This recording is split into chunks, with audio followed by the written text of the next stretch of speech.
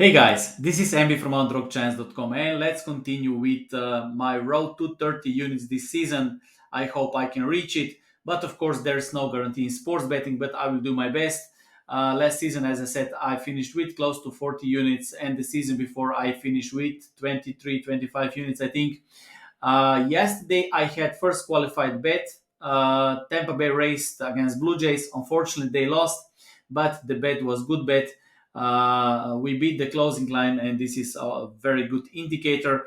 Last season, my bets or my qualified bets, the odds dropped to closing lines more than 73% of times, and this is and it is important that if you bet on baseball, that you don't bet just before the game starts.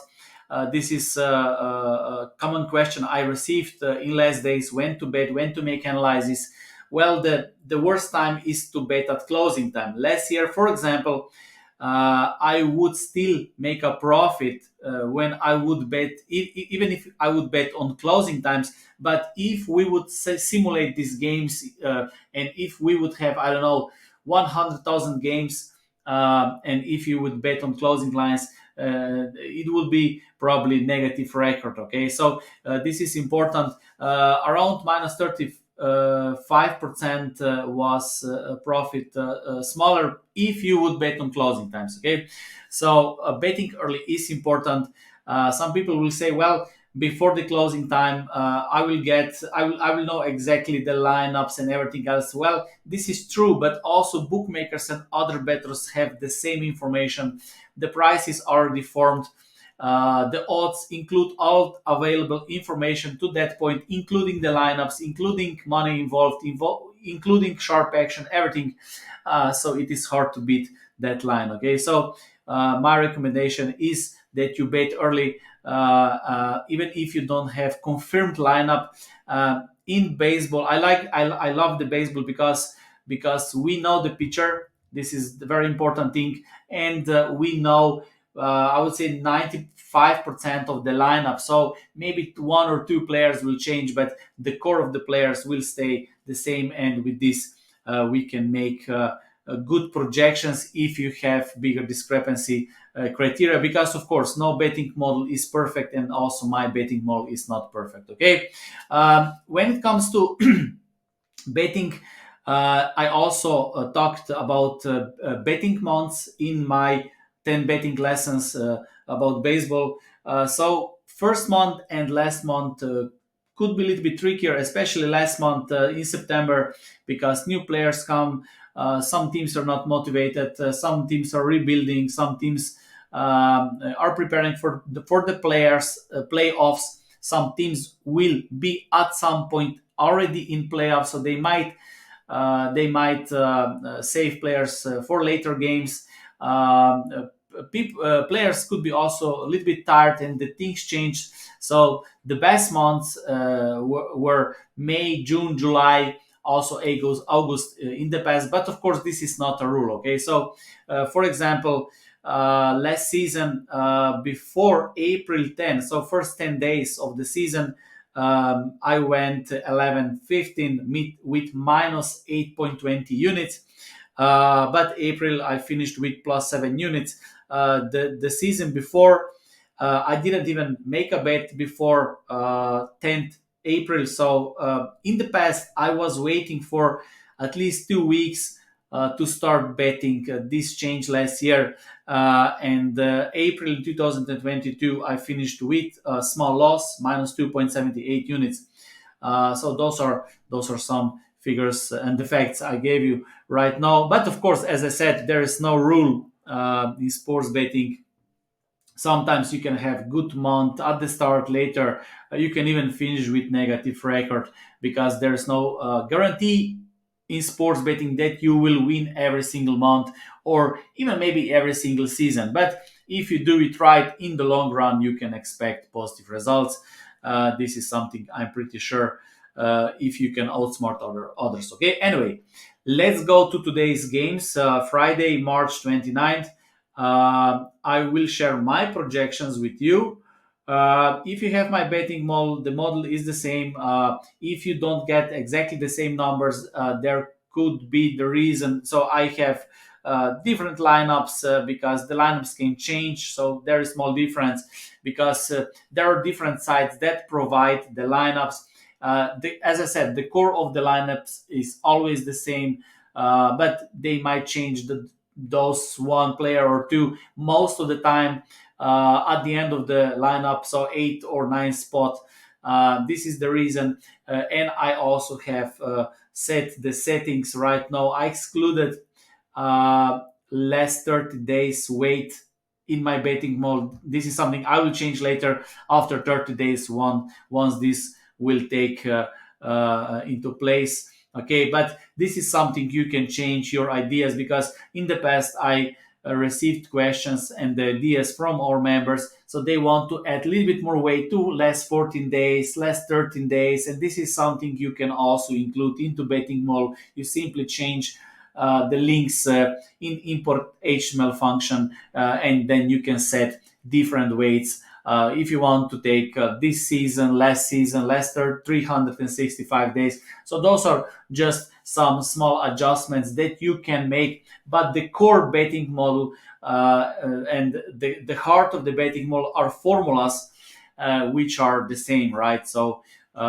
this is why maybe you can have a little bit different numbers. As I said, I can share my settings with you. So if you have my betting model, or if you're a member of my betting masterclass, of course, you can always ask me what settings I have right now, and I will change the settings after 2-3 weeks, once we will have 2024 stats, because in first week new stats will go crazy, of course. For example, yesterday Eflin was pitching for Tampa Bay Rays. So if you take his ERA, and I'm not using ERA, but if you take, for example, his ERA, I don't know if he pitches well. Some pitchers will pitch well in the first game, and their ERA will be zero. Of course, you cannot use this number, right? Some pitcher, let's say that I don't know, Clayton Kershaw will have a bad first game, and his ERA after first game will be, I don't know, 9. Of course, you cannot use this number for your analysis, right? Because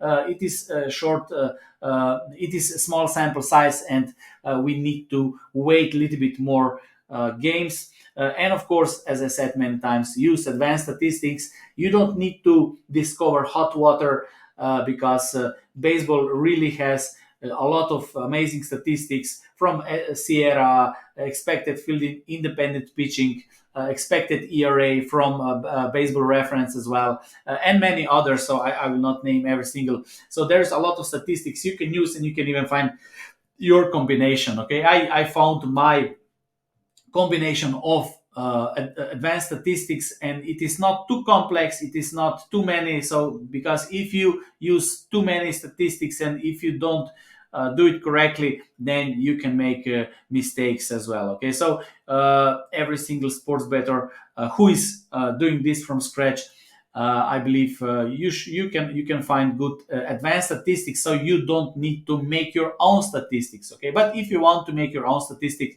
or data or metric, you can do this with some regression analysis, and of course you can find something very useful. But many very good statistics is already free on the internet, and you can just use them and put them into the spreadsheet, so then you can speed the process and make projections on a daily basis. Okay, so Milwaukee New York Mets, this was the game from yesterday, so they moved the game to today because of the rain. Yesterday I had the value with Milwaukee, so those are new odds right now, not with Milwaukee for full game, but I had a value with first 5 inning, because we exclude the bullpens, and at this moment we really don't know how bullpens will play. So soon we will add bullpens as well. But as I mentioned in my previous videos, first 5 innings were even better last season, and based on my projections, Milwaukee in first 5 inning is a qualified bet at 1.93. This is in American odds, minus 108 or minus 107. I will create another video about American odds versus decimal odds. I think American odds are unpractical, and especially if you create spreadsheets, it is much easier to calculate probabilities, to calculate stakes, to calculate payouts with decimal odds, because you simply multiply or divide and you get the numbers. With American odds, if you want to calculate probabilities, you have two different functions for minus odds and for plus odds. And while most bettors in the world already struggle with math, with statistics, with probabilities, with spreadsheets, then they get another thing which can be confusing or a little bit more complex, and this is bad thing, because if you do sports betting, many things are already too complex for most people, because most people are just sports fans. So when it comes to sports betting, if you want to win, you need to beat the market through the numbers, right? So this is not something that people don't understand at this point. With the internet, I think this is clear right now. Okay, and at this moment, I believe that you should make it as simple as possible. Okay, and there are the things that can be much simpler. Okay, and I think American odds are a little bit more complex. Some people will say, okay, when I see minus odds, I know this is a favorite. When I see plus odds, I know this is an underdog. But what does this even mean?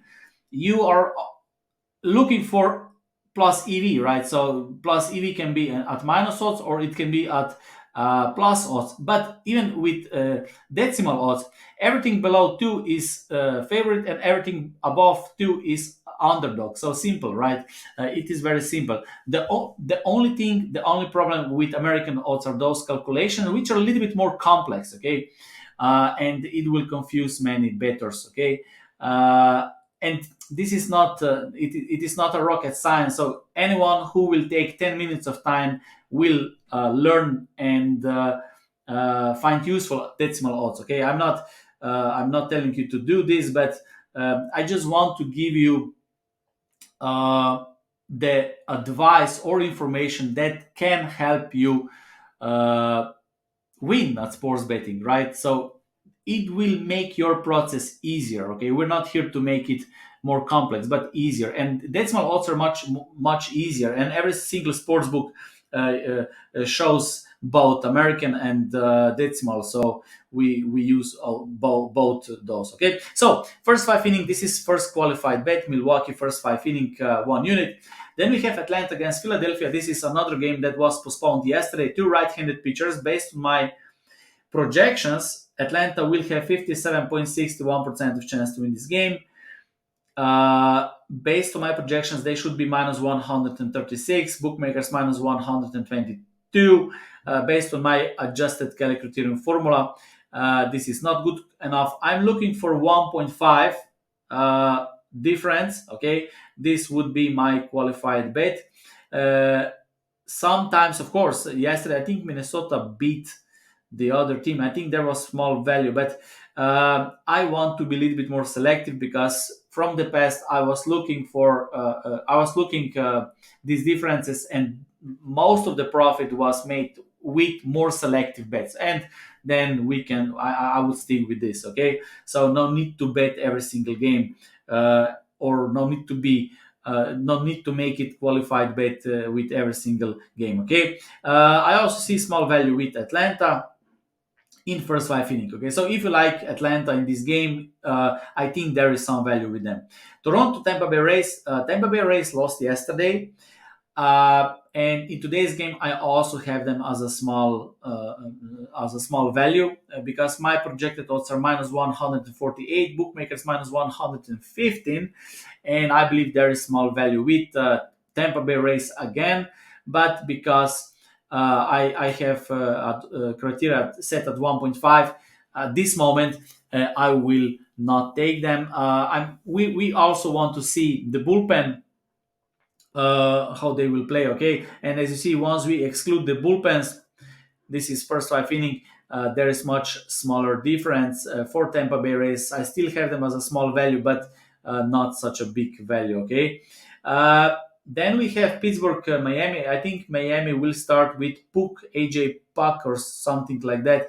I would stay away automatically from these games when I have league average pitcher. This is a situation if when pitcher is not qualified, when where I don't have enough information about the pitcher. This pitcher didn't pitch, didn't start any game last season.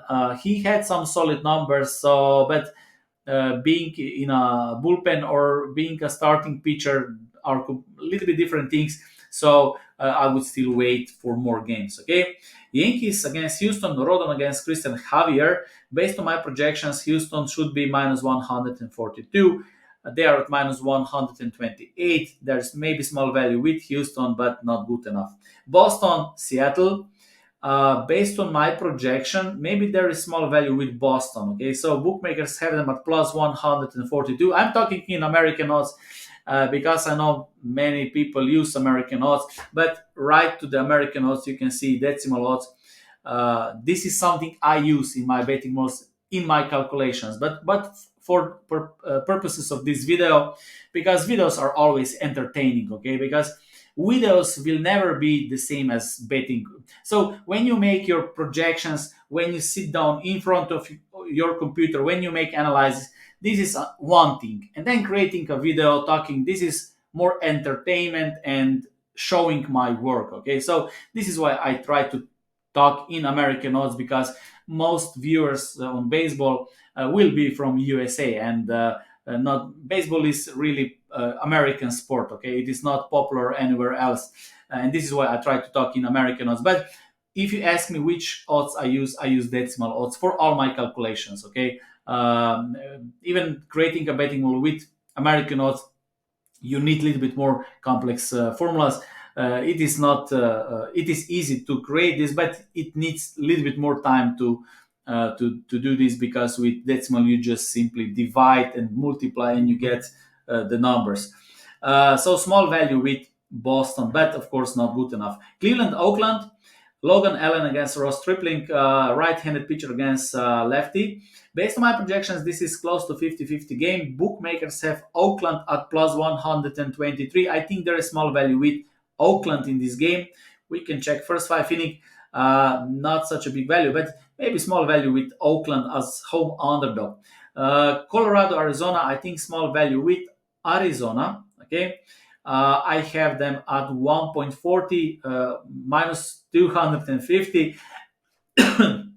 Bookmakers minus 213. So maybe small value with Arizona. Sorry. Also about the stakes. Okay. When you have American odds. So if I say, let's say that this is a qualified bet. Okay. And then let's say that I say I will bet 1 unit on Arizona. Okay. I will bet 1 unit at 1.40, and if bet is a winning bet, the profit will be 0.40, and I risk only 1 unit. What Americans do, they simply when you say bet 1 unit, in this case they will play 2.5 units, and this is completely another story. You are basically risking 2.5% of your bankroll. So this is not the same, right? 1 unit is always 1 unit, not if you have minus 350, then you risk 3.5% of your bankroll. So this is completely another thing. Okay, this is another thing why decimal are a little bit better, because if you bet 1 unit, then let's say that 1 unit is 1,000 American dollars. You play 1,000 American dollars. You multiply it with 1.40, and you get 400 American dollars. This is your profit. Simple as that. Okay. And if you play 1 unit as $1,000, and if someone who is not informed about betting or maybe new to sports betting, he will say, okay, I will play 1 unit, and then he will risk I don't know 3,500 on a game. So this is not the same. Okay.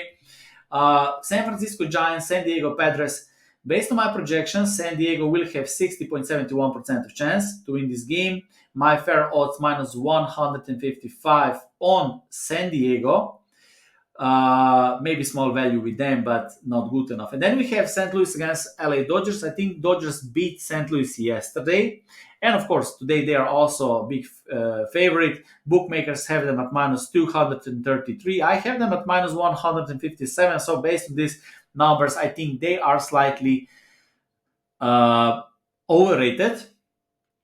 and there is small value with St. Louis for the full game, but not good enough for my criteria. But I found the value in first 5 innings. I think that in first 5 innings, uh, the St. Louis should be smaller underdog. They are at plus 202. Okay, and if you watch my videos or if you read my lessons about baseball betting, when it comes to huge underdogs, I like to take run lines, especially if I can get close to underdog odds around. I think my average odds on run lines, first 5 inning run lines was plus 109 or 2.09. So it was still very good odds, and I think this is the best qualified bet today. St. Louis first 5 inning, okay, plus zero point 0.5, which means that even if this game will be a tie game after 5 innings, it is a winning bet. You can also take plus one. Okay, you can get at close to even odds. St. Louis plus one is also a good bet, and this is at 1.5 unit. Okay, so those are two qualified bets for today. And I hope you got the idea about my MLB betting process analysis and the numbers which help me to identify these qualified bets. Okay, so that's it for me today. Thank you for watching. Whatever decide to take, I wish you good luck and see you next time.